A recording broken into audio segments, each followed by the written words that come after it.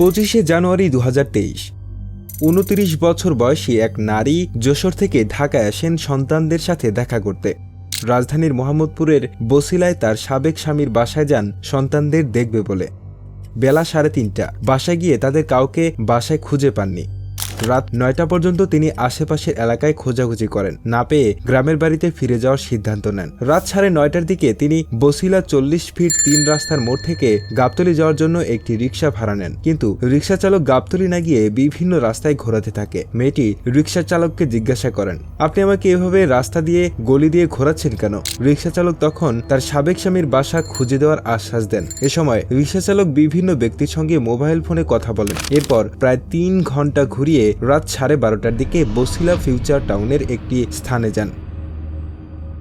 সেখানে রিক্সা চালক সহ 5 জন মিলে অমানুষের মতো তাকে ধর্ষণ করেন। এক পর্যায়ে মেয়েটি সহ্য করতে না পেরে চিৎকার শুরু করেন। চিৎকারে নিরাপত্তা কর্মী সহ আশেপাশের লোকজন ছুটে আসে। তখন চালক সহ 5 জন পালিয়ে যান। নিরাপত্তা কর্মী ও স্থানীয় লোকজন পুলিশকে ফোন করেন।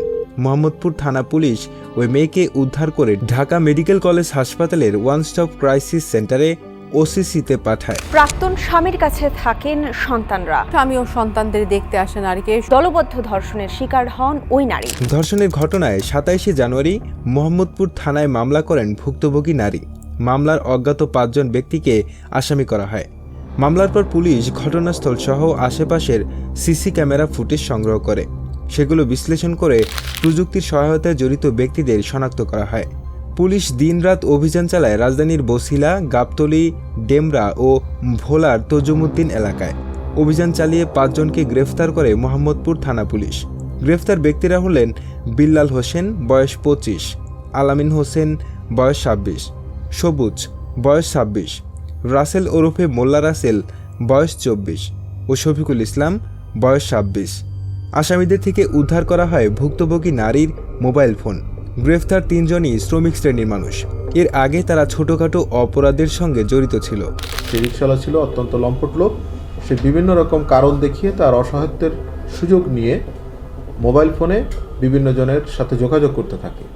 একটা পর্যায়ে রাত 12:30টার সময় মোহাম্মদপুরের বছিলা যে টাউন এলাকা আছে, এটা একদম ভিতরে, সেখানে একটা খালি প্লটে শ্রমিকরা যে ঘর নির্মাণ করার জন্য যে ঘর থাকে, সেখানে মোট 7 জন সহযোগী সহ সেখানে তাকে 5 জনে গণরেপ করে আর 2 জন তাকে সহায়তা করে। ঘটনা শোনার সাথে সাথে আমি আমাদের সকল পুলিশ যারা আছে, অফিসার থেকে শুরু করে সবাইকে আমরা নির্দেশনা প্রদান করি যে কোনোভাবেই এই লম্পটদেরকে ধরতে হবে। ভুক্তভোগী নারী একসময় স্বামী সন্তান সহ মোহাম্মদপুরের বছিলায় থাকতেন।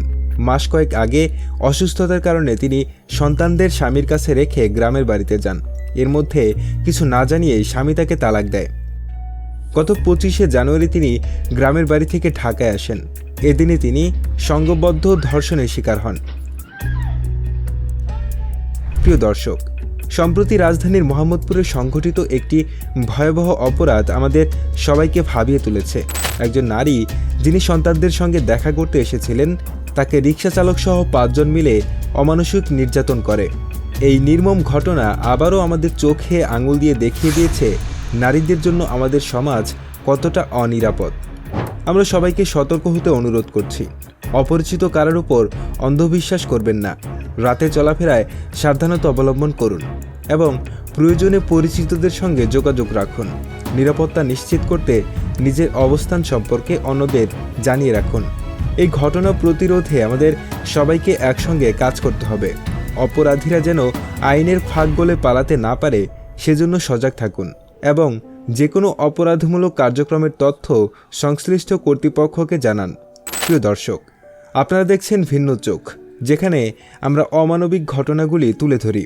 আমাদের লক্ষ্য সত্য প্রকাশ করা এবং আপনাদের সচেতন রাখা। ভিডিওটি ভালো লাগলে শেয়ার করতে পারেন আপনার প্রিয়জনের সাথে। ধন্যবাদ সবাইকে। সুস্থ থাকুন, ভালো থাকুন। আল্লাহ হাফেজ।